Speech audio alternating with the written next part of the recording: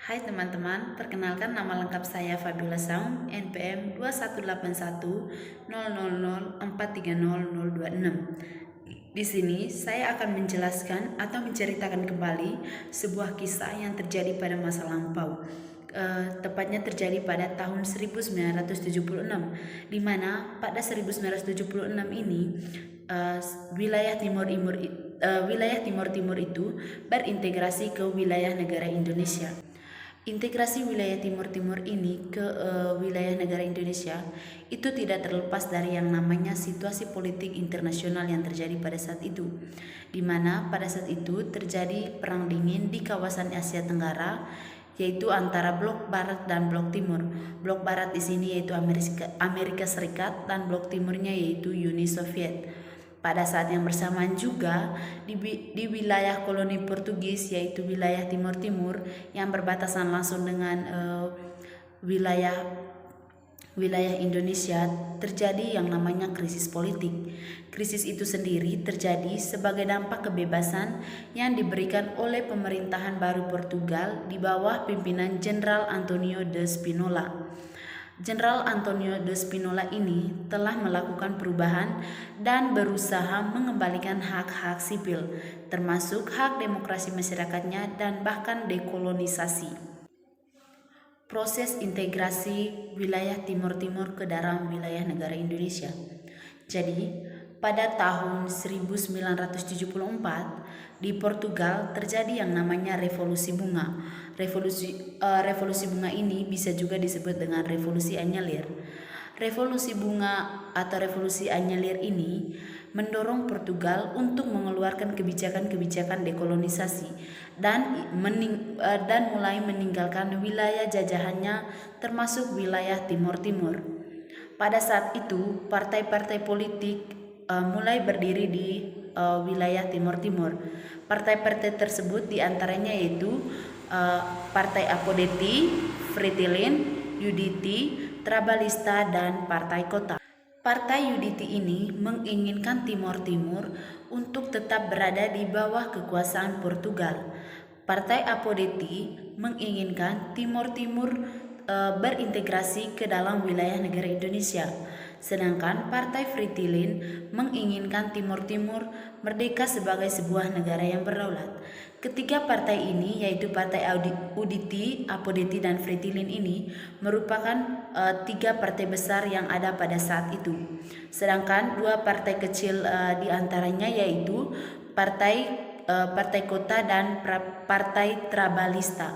Partai Kota ini menginginkan pemerintahan tradisional yang fokus pada kepemimpinan lokal, sedangkan Partai Trabalista yang didukung oleh komunitas Tionghoa dan komunitas Arab hanya menginginkan perubahan yang terkendali.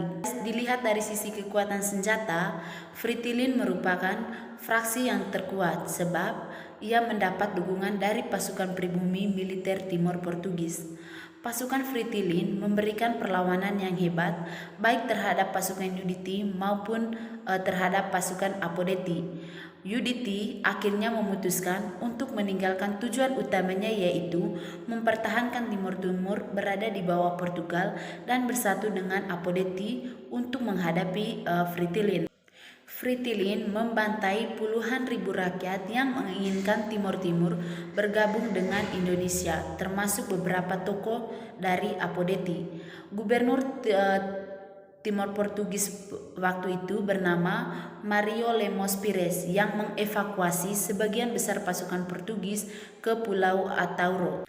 Pada tanggal 28 November tahun 1975, Fretilin menurunkan bendera Portugal dan memproklamirkan kemerdekaan Timor Timur secara sepihak dan menyebutnya sebagai República Democrática de Timor-Leste.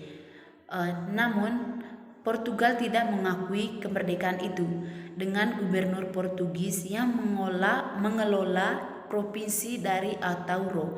Walaupun memiliki kewenangan de facto terbatas atas wilayah Timur Timur yang tersisa. Sedangkan di sisi lain, partai pro-integrasi yakni Partai Apodeti, UDT, dan Trabalista, dan Partai Kota segera mengadakan proklamasi tandingan di Balibo pada tanggal 30 November tahun 1975 yang menyatakan bahwa Timor Timur menjadi bagian dari negara Indonesia.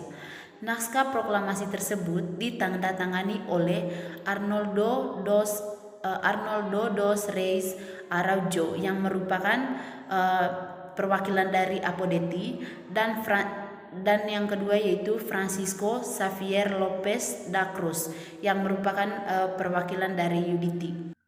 Pernyataan sikap politik keempat partai ini diiringi dengan persiapan pembentukan pasukan gabungan yang direkrut dari para pengungsi yang jumlahnya sekitar 40.000 orang.